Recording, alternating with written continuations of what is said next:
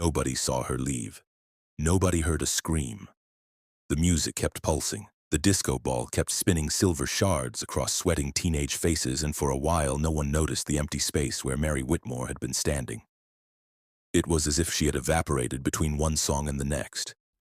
When Hannah realized Mary was gone, she didn't panic at first. She thought maybe Mary was outside crying. Maybe Daniel had said something cruel, maybe she'd gone to the bathroom to fix her makeup. But when 20 minutes passed, and then 40, and then the final slow song played without her, a coldness bloomed in Hannah's chest that would never leave. They searched the bathrooms, the parking lot, the back hallway where couples snuck away to kiss. Teachers shouted her name down, echoing locker-lined corridors. Daniel wandered out to the football field, calling her on repeat until his phone battery died at 3 a.m. The police were called at 4:12 a.m. By sunrise, search parties were combing the lake behind the school. The same lake where Mary had sat just nights before, writing in her notebook under the gaze of a man in a varsity jacket.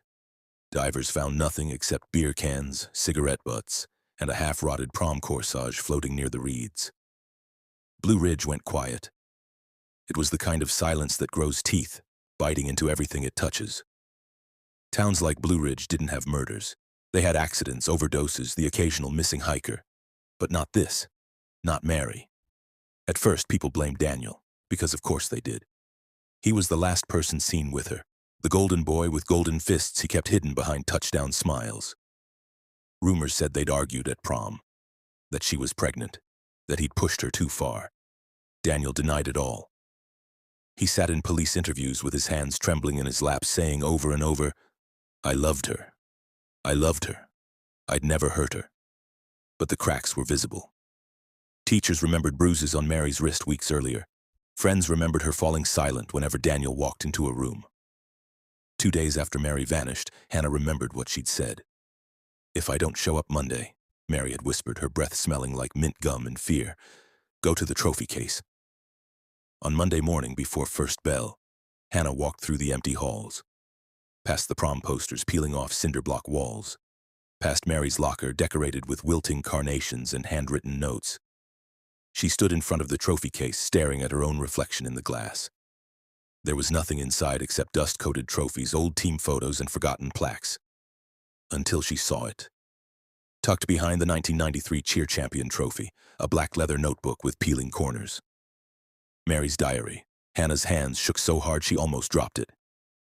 She stuffed it into her backpack and ran to the girls' bathroom, locking herself in a stall. For a moment, she just sat there, listening to her own ragged breathing over the whir of fluorescent lights. Then she opened it. Page after page of Mary's looping handwriting, punctuated with little drawings of stars, broken hearts, knives. Her words were a raw scream on paper. The first entry Hannah read was dated 3 months before prom. "Sometimes I think if I just walked into the lake and kept walking, no one would notice, except maybe Daniel, but he wouldn't follow. He's too afraid of cold water. Funny, isn't it? The boy who fears nothing except the thing that could cleanse him." Hannah turned the page with trembling fingers. "I saw Mr. Carver watching me again after algebra. He always stares at my legs when I stand to answer the board. Today he told me I was special. Special girls get remembered," he said. Another page. "Daniel grabbed me too hard today. Left a bruise on my arm, he cried after. Told me he couldn't stand the thought of anyone else looking at me. That if I ever left him, he'd kill himself. I think he might. I think that scares me more than if he killed me." Hannah closed the diary, nausea rising in her throat. She thought she knew Mary. But this was a Mary she'd never met. This was a girl made of secrets and shadows and a soft, desperate hunger for something real. The police took the diary as evidence. It became a sensation in the news. Prom Queen's secret diary reveals dark truths. But there were no answers in its pages, only questions stacked like bones in an unmarked grave. The town split into factions. Those who blamed Daniel. Those who thought she ran away. Those who whispered darker things in church basements and living rooms after midnight. About rituals in the woods. About old families protecting their own. About the Whitmore curse that no one ever spoke of aloud. Blue Ridge had always had legends. The woman in white who haunted the highway bend. The miner's ghost that rattled chains in abandoned shafts. But now Mary became their newest ghost. Sightings multiplied. Drivers reported seeing a girl in a silver prom dress standing on the roadside near the lake. her hair hanging wet around her face, her mouth open like she was screaming without sound. Daniel graduated but didn't leave town. He worked at his father's car dealership selling used trucks to men who'd whispered about him for years. His eyes dulled, his shoulders hunched, his smile lost somewhere he could never retrieve it from again. Hannah left Blue Ridge after graduation. She moved to Knoxville, then Nashville, then Chicago. Anywhere she could outrun the smell of honeysuckle and cigarette smoke and the memory of Mary's laughter. But it followed her. Some nights she dreamed of her, hair floating like dark seaweed in black water, eyes wide and glowing like fish bellies in moonlight. One winter, 6 years after Mary's disappearance, Hannah got a call. It was her mother, voice shaking. They found her diary again. Hannah's stomach dropped. What do you mean again? Your father was helping renovate the old gym. They tore out the trophy case. Behind it was a loose panel, and there was another notebook. Hannah drove all night back to Blue Ridge. Snow fell in soft blankets over rusted mailboxes and sagging porches. The town looked asleep under its burden of white, but Hannah knew better. Towns like this never slept. They only pretended. At the police station, they handed her the notebook in an evidence bag. Black leather peeling corners just like the first. But when she flipped it open, the entries were different, darker, more urgent, written in a trembling, jagged script that seemed to slash the page. He says if I tell anyone, he'll kill me, says no one would believe me anyway. Maybe he's right. I don't even know if I believe me anymore. Another entry. I keep dreaming of the lake, of the dark water closing over my face. It feels peaceful, like coming home. But when I wake up, he's there, watching me, smiling. Hannah turned page after page. Names were scratched out. Entire sentences were blacked out with pen so hard it tore the paper. At the very end was an entry dated the day before prom. If I don't make it back, check the trophy case. The truth is there. It's always been there. I just hope you forgive me.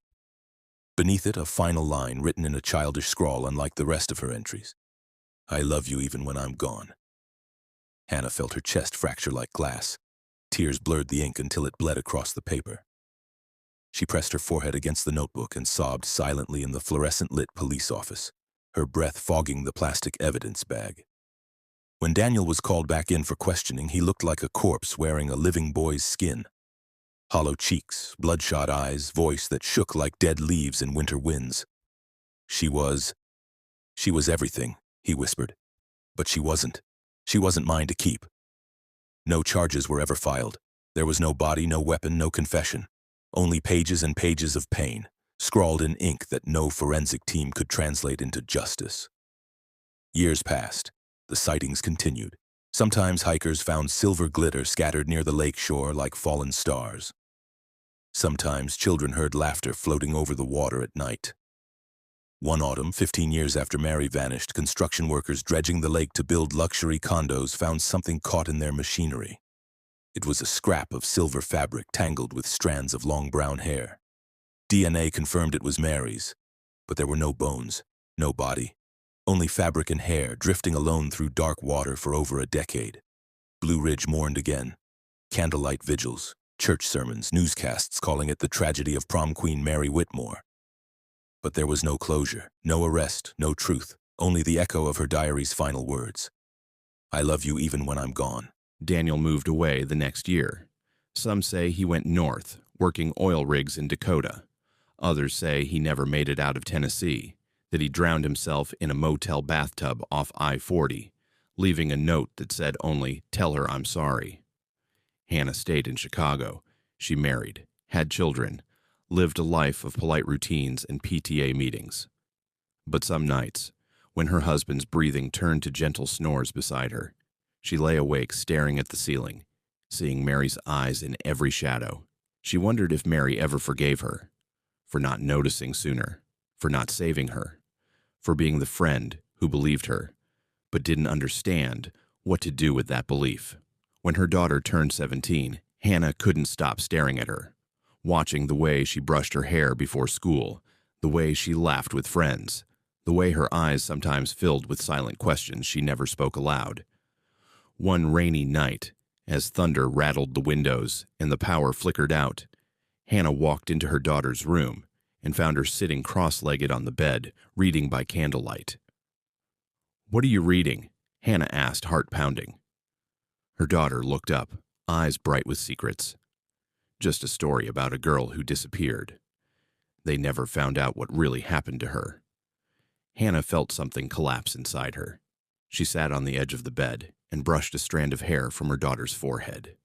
"If you ever feel scared," she whispered, "or trapped, or like there's no way out, please tell me." Her daughter smiled softly and closed the book. "I will, Mom," she said. "I promise."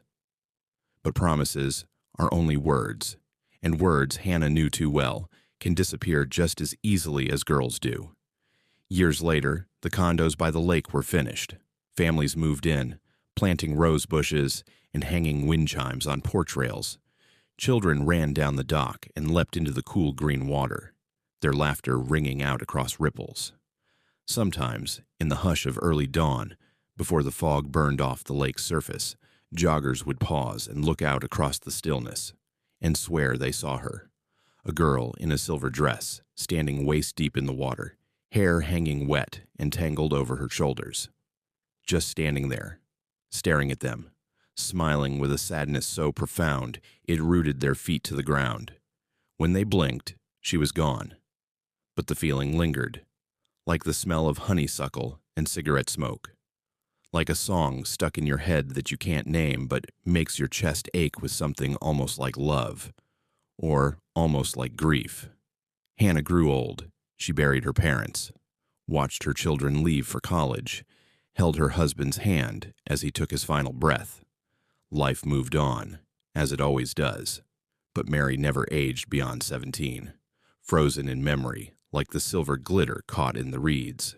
On Hannah's final day, as the sun set outside her hospice window, she asked the nurse to bring her an old box from her closet. Inside was Mary's first diary, the one found behind the trophy case. Its pages were yellowed, the ink faded, but her words still thrummed with desperate life. Hannah traced the sentences with trembling fingers. Tears slipped down her papery cheeks.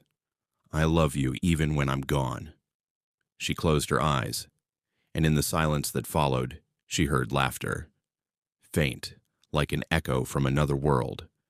And for the first time in years, she smiled. If her story left you wondering what really lurks behind small-town smiles, if you still hear her laughter in the wind or see her silver dress shimmer between the trees, then subscribe to Pretty Little Deaths, because there's always another secret waiting to be unearthed.